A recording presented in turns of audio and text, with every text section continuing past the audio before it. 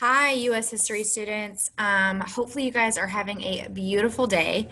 The only assignment that you have today is to watch this video. Um, if you are behind on any work, I would definitely take the day to do that. Don't forget that I have tutoring hours tomorrow from 10 to noon. So please pop in and ask questions. And if you want to work on an assignment together, I am totally down for that. So just some reminders really quickly. I did want to say again, and I know I've messaged everybody in class, how much I enjoyed having 6 students join my Zoom yesterday. So thank you for that. We started talking about slavery and how slavery's changed and evolved over time. And I know that we've been talking about slavery for about a week and a half now. But again, this is a major culprit or a major factor to the Civil War. Okay. The Civil War is our next major unit. So today and tomorrow are going to be our last few days talking about slavery before we move on to Manifest Destiny, which is all about moving out west and people looking for different opportunities. We'll talk about the Industrial Revolution and then, boom, the Civil War, one of the bloodiest battles in American history. Okay. And then we'll talk too about the great impacts that came from this time period. So, as promised, I'll make this short, sweet, simple, and to the point. There are slides under Unit 2 now called Slavery. It says Slavery in the United States, a major cause of the Civil War. So I'm going to go ahead and screen share with you so that way you can see this. Okay. These are the slides. Again, I'll be as quick as possible, but this is an important topic. So give me the time of day to explain to you, some of the key points of this topic. So we're looking around the time frame of the 1840s to 1860s. Okay, but that's not where the story of slavery begins for American history. So as early as the 1600s, we had slaves that were brought to the 13 original colonies. I was reading too an article yesterday that said it could have been even earlier, possibly as early as like the 1560s, that the Spanish brought African slaves over to like the Florida region. So they had been around for some time. The slaves were typically either traded or kidnapped and taken on the voyage to the Americas. That's including North, Central, and South America. And so this voyage is called the Middle Passage. So if you're familiar with triangular trade or the Atlantic slave trade, then you know that that is where the influx of Africans came from to the Americas. Different sources had different numbers, but approximately 12 to 15 million Africans were sent to the Americas to work. A lot of them were sent to different plantations, sugar, tobacco, and then the largest industry is going to be the cotton industry. Okay. What I also thought was really interesting and something important to note is that up to 13 to 15% of Africans died before even making it to the Americas. A lot of this stemmed from starvation, disease. There were even cases of suffocation, suicide. If anyone tried to revolt, they could be killed. So just getting to the Americas was definitely a struggle. Okay. If you can imagine being torn from your home, forced to go into labor, be beaten, possibly even to death. I mean, this is like terrible, right? Just incredibly horrendous. So that happened for centuries, okay? And so we're leading up into how slavery kind of takes a foothold in the United States. So we talked about with the American Revolution and colonization that we also had something called indentured servants, if you remember that. And we talked about the difference between indentured servants and slaves. Indentured servants were usually Europeans, Irish, German, Dutch, okay? And those Europeans would move to a town, they would work for a family, but they were under a contract. And after that contract ended, they could earn their freedom and they could also earn a plot of land. A lot of times too, the type of work that they were given was not nearly as brutal. Maybe they were, cleaning dishes or running errands, right, and so forth. So indentured servants, not nearly as harsh as slavery at all. Okay. So that's just that clarification. So indentured servants came to the United States at that same time that slaves were being brought. So up until 1793, slavery was in decline. It wasn't that profitable. Some people had slaves. They were, used on the plantations, but it wasn't really popular yet. Okay. But when we talk about westward expansion and the territory that's added out west, labor demand increases. So as people move out west, they gain more land. They're like, who's going to work the land, right? And so that's where that demand of slavery remains. Indentured servants were getting a little bit more pricey. A lot of them too wanted to do their own westward expansion. So slavery was considered, I guess, the most convenient means of labor. Okay. And what also in that same year happened that also kind of impacted the demand of slavery is this invention called the cotton gin.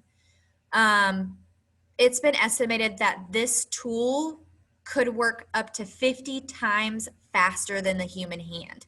So before this invention, people would hand pick cotton. They would pull the seeds out of the cotton, right?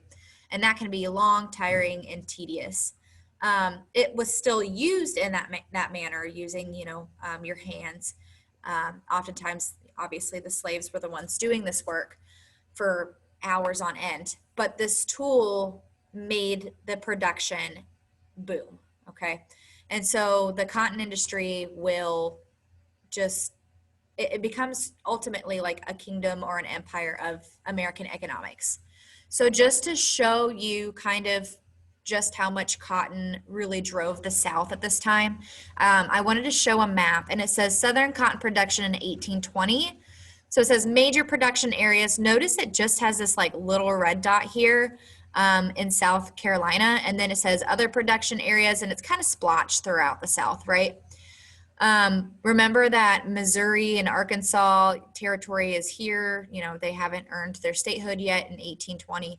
And then we'll talk about the Mexican American War here. So that's that. And then look, 40 years later, so just a few generations later, in 1860, it says Southern cotton production. Okay, the red are the major industries, and then that yellow are considered the other production areas, so not as large. Okay, so this becomes, a major tool, economic tool that the South uses. Oops, I accidentally clicked my screen. So cotton production and the profits that came from that cash crop boomed. And it becomes the dominant crop, not only for the North. So the North asks the South, hey, we need cotton. And they're like, we've got cotton, we'll make it happen, right? But England takes on the cotton industry from the South as well. Before they worked with the South, they were using, and even they still were, but they were using the cotton industry in India. But they were looking for cheaper forms of production, so they relied on the United States and the South. So the South really enjoyed the idea that both the North and England was depending on them, and half of the world's cotton came from the American South at this time. Okay. So this kind of creates a different form of government in the South, and we'll talk more about how the Confederation is created and how several states will secede or formally remove themselves from the United States once we get to the Civil War. But an aristocracy is usually ran by people who have high wealth or prestige. These are like the elite. So the South is considered more of an oligarchy, where the people who had the most wealth are really running the production of cotton. And not only were businessmen controlling cotton, in that industry, but they started to run for governmental positions as well. And so when this happens, we see a huge gap between the very, very rich and the very, very poor. Okay. And just to show you what that difference in income looks like, it says white class structure in the South by 1860. So if you know anything about the Civil War, 1860s, like right up to the Civil War. So it shows that about 17% of the South slaveholders typically had 1 to 9 slaves. Then it shows 6.6% of slaveholders had 10 to 99 slaves. Less than 1% had over 100 slaves. So those are like the super, super rich that would have these massive plantations. But what I think is really interesting is that 75% or 3/4 of Southern farmers didn't hold slaves. They didn't have slaves because they were incredibly expensive. And a lot of these farmers were just dirt poor. But that doesn't take away from the want that Southern farmers had. If you could have slaves, then you made it in life, right? So that even though a majority of them didn't own slaves, it was like the Southern American dream of that time, if that makes sense. So at the bottom of this graph, it says, as the wealth of the antebellum South, which is a fancy word for like the time period, increased, it also became more unequally distributed, and an ever smaller percentage of slaveholders had a substantial number of slaves. So a majority, or on average, Southern farmer slaveholders owned less than 5 slaves, but that will increase over time with the cotton production. I hope I'm making sense. Okay, so why did Southerners really push for slavery? Why did they believe in it? A lot of it, it's very interesting because there's so many different factors that kind of led into this. There's religious reasons that we talked about yesterday. So like people felt that they had to Christianize Africans, just like they did with Native Americans. Southerners felt that, different groups were barbaric, right? And so the religious aspect kind of drove Southerners to take on slavery. There's psychological reasons and biological reasons too. It's called, it is called, why am I blanking right now? So with the origin of species and Charles Darwin, there we go.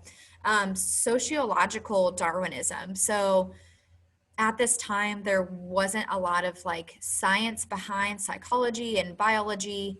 So people truly believed like Africans came from their own species or their own race, and their brains were shaped differently or smaller, or they couldn't think for themselves. They ended up trying to rationalize in the most bizarre ways. But again, with the lack of scientific evidence, that was something that people really ran with. We'll see that again with Adolf Hitler and the Holocaust, right? That they would perform these experiments on people in the concentration camps because they truly believed like there were inferior and superior races, and so forth. So anyways, I could talk about that all day because psychology is very interesting to me.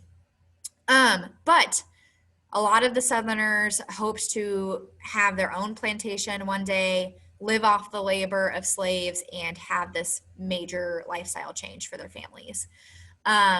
Superiority and white supremacy really drove a lot of these reasons to have slavery as well. There is a poem, I'll have you guys read it when we get to imperialism, which is a little bit later, not too late from this time period, but there's a poem called The White Man's Burden. And it was a popular poem that was shared throughout the globe at this time. And it was like, it's the white man's burden to go out and spread God's word and civilize, Indians and Africans and natives and so forth. So that idea was a deeply rooted societal idea of the time.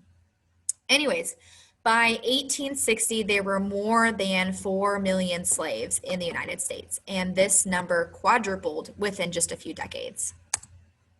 Okay. Life as a slave was not pleasant. A lot of times people were beat to death, whipped, forced from their homes, kidnapped, torn from their families, right? They weren't even treated like human beings. So the idea of like having rights, that didn't exist. If you remember from the Three-Fifths Compromise, remember that Missouri, Missouri wanted to be a state. They wanted to be a slave state, right? And so the compromise was that Maine would be a free state and Missouri would be a slave state. But the Three-Fifths Compromise said that slaves could be 3/5 of a citizen.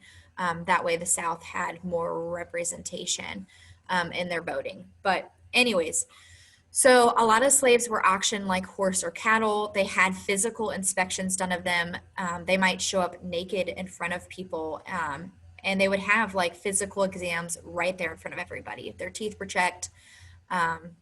Oftentimes too, like their genitalia were inspected, right? Just demoralizing, dehumanizing in every way possible.